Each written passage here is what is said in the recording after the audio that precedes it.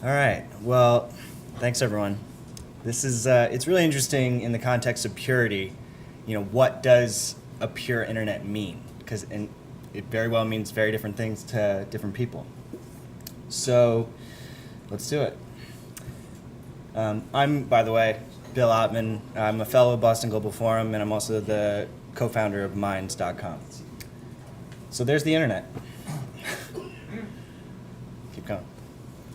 All right, so to me, a pure internet is a free and open source infrastructure. And so this is the stack of the internet. So we have the bandwidth, the information, the data, the software, the hardware, the encryption, and the energy source that is actually powering the internet.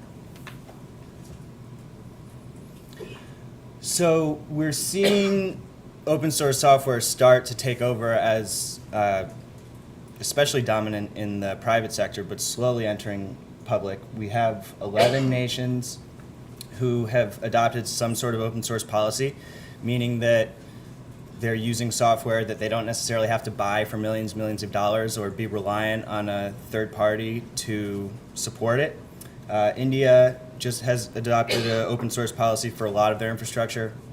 The US has some policies. For instance, whitehouse.gov is using Drupal, and there's some data sharing going on, but the fact is that we have tools now to be sharing so much more data that is publicly funded, so much more technology that's publicly funded, and we're obviously only in the very beginning stages. So 11 nations, we have hundreds of nations. Every nation needs to be participating in free and open source infrastructure. So open source creates software worth billions of dollars. We all know about Linux. Linux is becoming GNU/Linux is becoming the predominant operating system powering servers and people's personal computers all over the world. Open source encryption doesn't mean, just because something is transparent doesn't mean that it is compromising security. This is sort of a misperception. Gov.uk, open source, it's an example of soft power, which we were talking about a lot at the last conference. When you are transparent, it makes the world respect you, generally speaking. All right, next slide. So closed source proprietary infrastructure. When you don't have access to the source code, you can't inspect it for backdoors or security vulnerabilities. Like I said, you're relying on third parties for support and development. I know personal instances of the US government taking out multi-million-dollar contracts for security software and actually never really used it, and then they were reliant on that third party for support because they couldn't themselves inspect the code that they bought.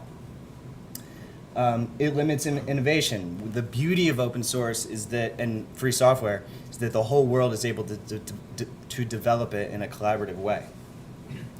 You don't have rights to the technology, and proprietary encryption cannot be proved to be truly secure. Next. So in terms of access to bandwidth, access to the internet itself, this is a great quote from a friend and advisor of mine, Eben Moglen. What free bandwidth means is that we ought to have a right to communicate equally using the electromagnetic spectrum that belongs to all of us. Instead, governments pretend that they own it, or Mr. Murdoch owns it, Mr. Berlusconi, or the Deutsche Telekom owns it. The result is that we pay to be connected to one another's minds. And that means we can only be as connected as we can afford, which means that poor people and people who are disfavored in societies in which they live don't have the ability to speak, and we need to change that. Eben Moglen. He works at the Software Freedom Law Center and was one of the creators of the General Public License, which is the most common free software license used all throughout the world. Free software. What is free software? Free software means software that respects users' freedom and community. Roughly, it means that users have the freedom to run, copy, distribute, study, change, and improve the software. Thus, free software is a matter of liberty, not price. To understand the concept, you should think of free as in free speech, not as in free beer. We sometimes call it Libre software to show that we do not mean it is gratis. This is a little bit of the confusion of language in the free software world, but people mistake free in thinking that it means price, but it's actually a matter of liberty. Free hardware. So these are the different layers: software, hardware, bandwidth. Free hardware, the actual data centers that are powering our global infrastructure. Open hardware or open source hardware refers to design specifications of a physical object which are licensed in such a way that said object can be studied, modified, created, and distributed by anyone. Even for the safety of our own government's infrastructure, if we don't have access to inspect it, we're buying those devices from third parties that could have access. So from any country's national security perspective, it matters to have greater access. Encryption. There's a new UN report out that says encryption tech is crucial for human rights, along with the right to anonymity. Obviously, there are two sides to this conversation, because certain amounts of surveillance are necessary for good reason, but also when you compromise encryption, you're compromising the security of everybody, not just the people that you're trying to gain access to. When we were here the other week, we went to MIT and checked out their new report called Keys Under Doormats, mandating insecurity by requiring government access to all data and communications. Bruce Schneier, who we talked with earlier, has been a huge proponent, saying that open source cryptography is essential for good security. The US government actually increases its funding for Tor, giving it $1.8 million. This is somewhat of a paradox, because Tor is a privacy tool that people all over the world use to maintain anonymity online. We have certain parts of the US government who are saying that we need to compromise encryption, but then meanwhile, the US government is also partially funding Tor. So it's just a really interesting conversation. Let's Encrypt is a campaign that's being backed by dozens of corporations and nonprofits that is trying to give everyone HTTPS for free. We have to get HTTPS going on the Boston Global Forum website ASAP. Next. Open source encryption. In the cryptography world, we consider open source necessary for good security. We have for decades. Public security is always more secure than proprietary security. It's true for cryptographic algorithms, security protocols, and security source code.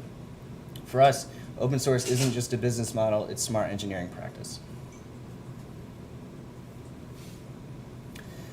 Freedom of information.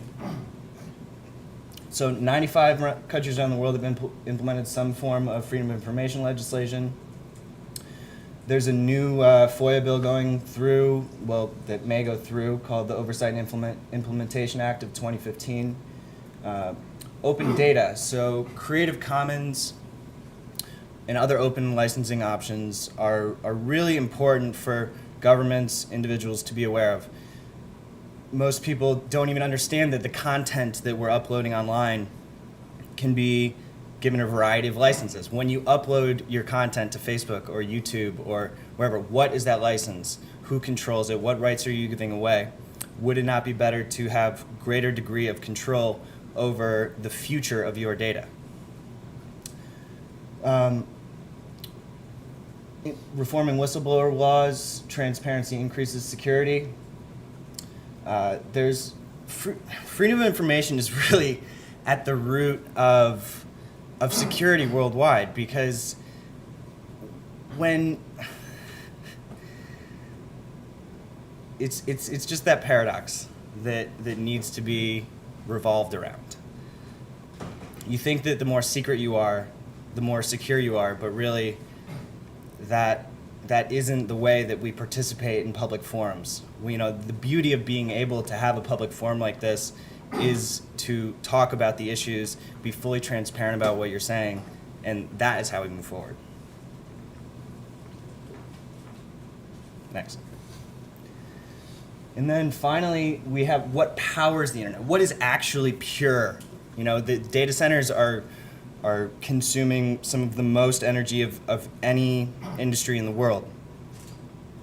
And the source of that energy is often very impure. So when we're talking about a free internet, a clean internet, a pure internet, we obviously have to be powering it with renewable energy.